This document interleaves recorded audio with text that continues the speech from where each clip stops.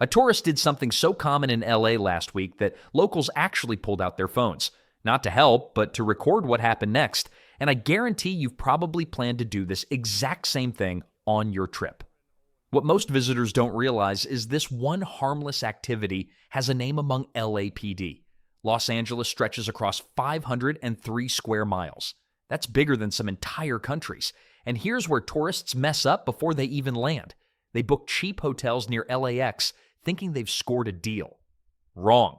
You're now stuck in a concrete jungle of airport noise and rental car shuttles, spending 2 to 3 hours daily just getting to the places you actually want to see.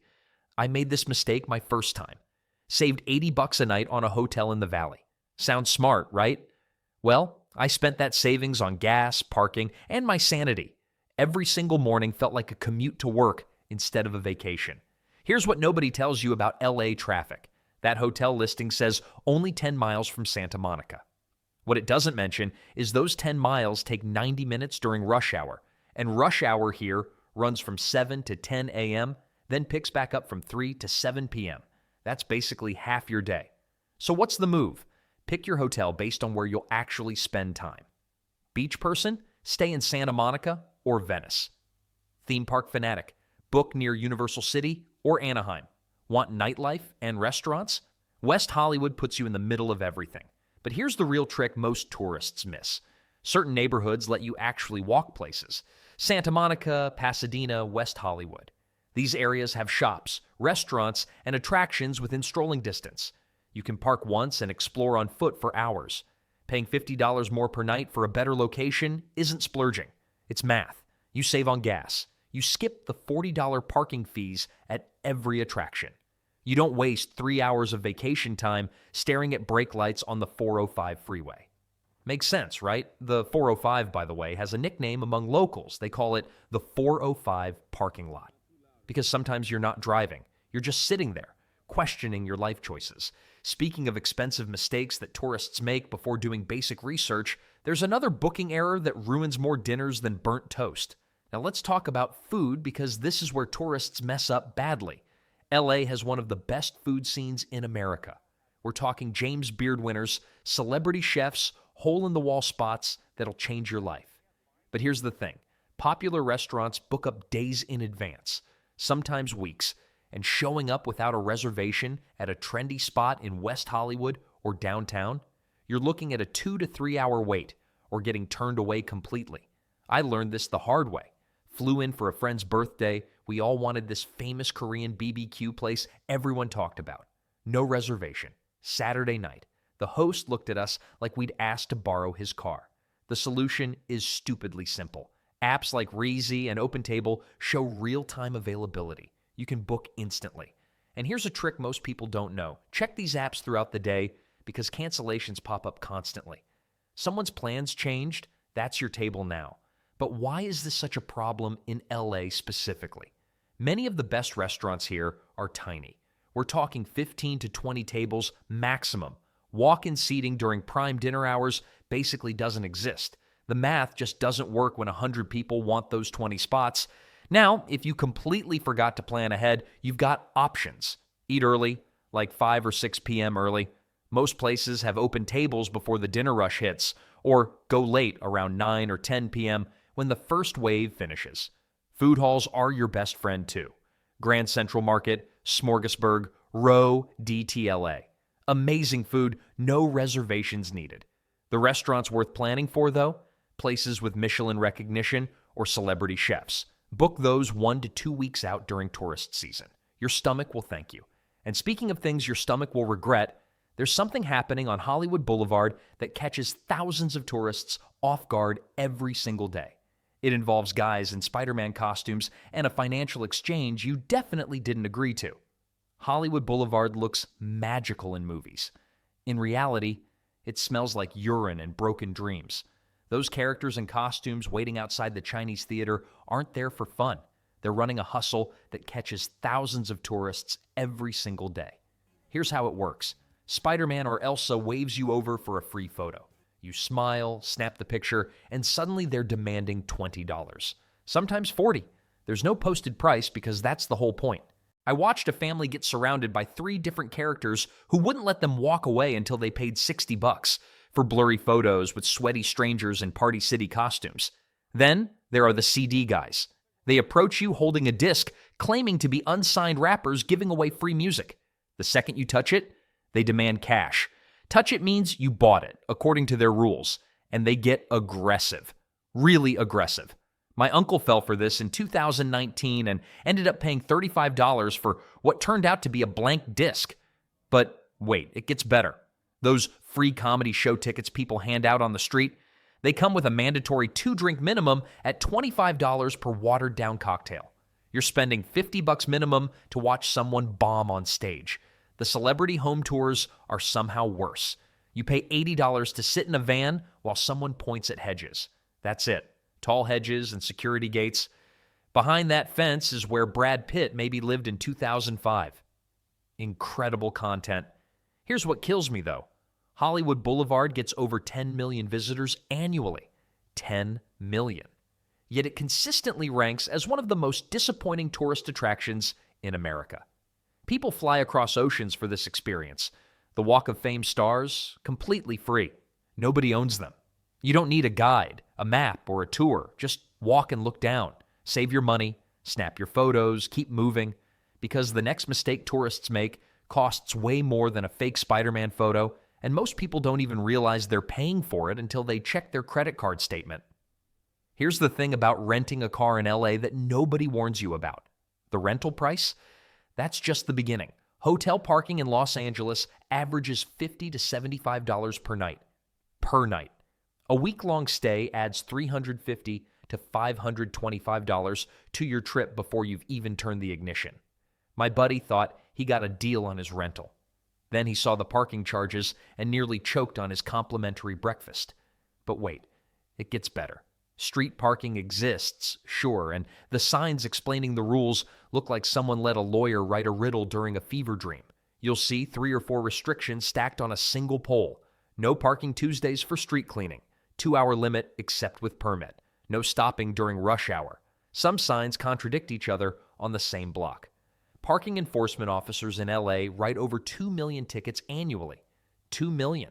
That generates roughly $150 million in city revenue. The city basically prints money from confused tourists. A single parking violation starts at $68 and can exceed $100 in certain zones.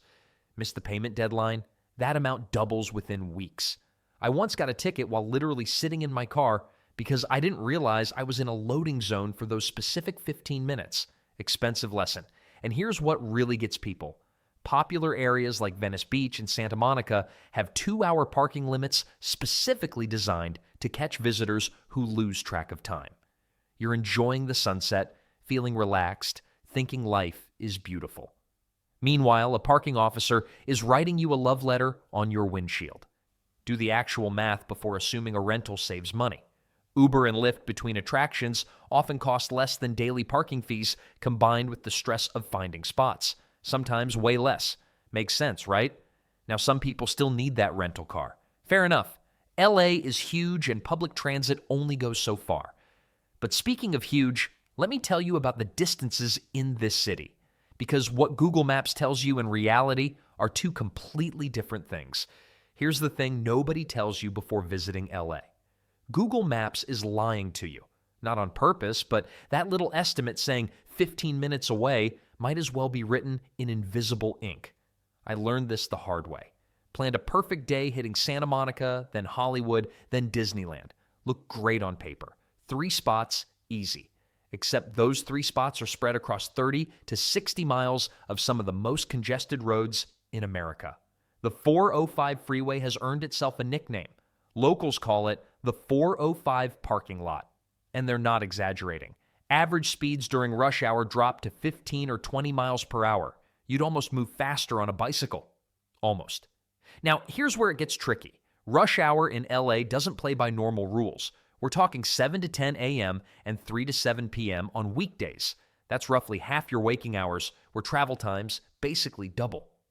Want to catch sunset at Santa Monica Pier after exploring Hollywood?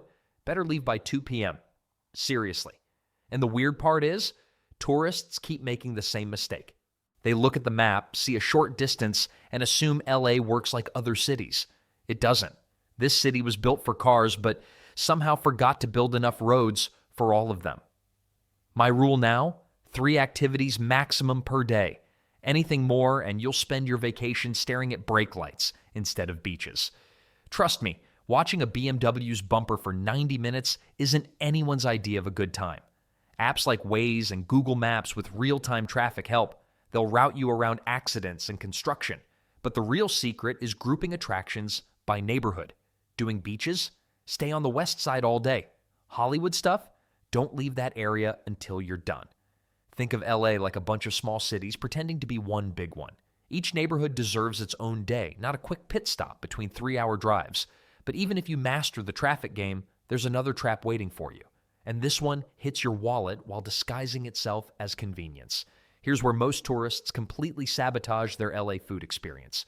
They walk out of the Chinese theater, stomach growling, and grab a seat at whatever restaurant is closest. Big mistake, huge. Those places charging $18 for a burger know exactly what they're doing. You're hungry, you're tired, and you're not coming back tomorrow. They've got zero incentive to impress you. The math is brutal. Restaurants within 2 blocks of major landmarks charge roughly double what you'd pay 15 minutes away. And the food? Let's just say my last meal near Hollywood Boulevard tasted like the chef learned to cook from reading about it once. But here's what kills me. Los Angeles has over 30,000 restaurants representing cuisines from 140 different countries. We're talking the best Korean food outside of Seoul, authentic Oaxacan moles that would make your grandmother cry, Persian kebabs that'll ruin you for anything else, and tourists are eating at the Applebee's near their hotel. The real gems hide in strip malls throughout East LA and the San Fernando Valley. I know, strip malls don't exactly scream fine dining, but that taco truck parked in a gas station lot, $2 street tacos that absolutely destroy the $16 authentic version you'd get near the Walk of Fame. Not even close. Now about those Yelp ratings near tourist areas. They're about as reliable as a weather forecast 2 weeks out. Fake reviews run rampant. Some businesses straight up pay for positive feedback. A 4.5-star rating in Hollywood often means less than a 3.8 in a regular neighborhood. And the weird part is, you don't need to venture far. Just drive literally 15 minutes in any direction from any major attraction. Prices drop by 40%. Quality shoots up. The restaurants actually need return customers, so they try harder. Makes sense, right? Los Angeles didn't become America's most diverse food city by accident. Wasting that opportunity on overpriced tourist food is like going to Paris and eating at McDonald's. Speaking of wasting money on disappointing experiences, let's talk about those celebrity tours everyone keeps booking. All right, let's talk about those Hollywood tours everyone's selling on every corner. Here's the thing most tourists don't realize. Those celebrity home tours promising you'll see where the stars live, they're legally prohibited from entering gated communities. So what do you actually get? 2 hours driving past tall hedges and security gates while some guy with a microphone points at bushes. Brad Pitt's mailbox is behind that wall somewhere. Incredible. Worth every penny of that $80 ticket. The TMZ tour sounds exciting until you realize they're showing you locations where celebrities were spotted 3 years ago. Oh, look, that's the sidewalk where someone maybe saw Ryan Gosling in 2019. Thrilling stuff. But here's where it gets interesting. Studio tours vary wildly, and nobody tells you this up front. Warner Bros. And Universal both offer tours, but the experience is completely different. Some actually show you active production sets with real cameras rolling. Others, glorified museum walks where you look at props behind glass. It's like paying for a backstage concert pass and ending up in the gift shop. Now the real scam that burns me up. Talk show tickets, free seats to Jimmy Kimmel, game shows, sitcom tapings. These cost absolutely nothing through official websites. $0. Yet scalpers stand outside studios charging tourists $50 to $100 for tickets that are literally free. I watched a family of 4 pay $200 for something they could have booked themselves in 5 minutes. The websites you need are oneiota.com. Bookmark them before your trip. You can snag seats to live tapings weeks in advance. One tour actually delivers on its promise, though. Paramount Pictures offers the only major studio tour where you walk through a genuine working Hollywood lot. No theme park rides attached, no cartoon characters, just actual sound stages where real movies get made. It's what people think every studio tour will be. The lesson here is simple. Research which tours show you reality versus which ones show you fantasy at reality prices.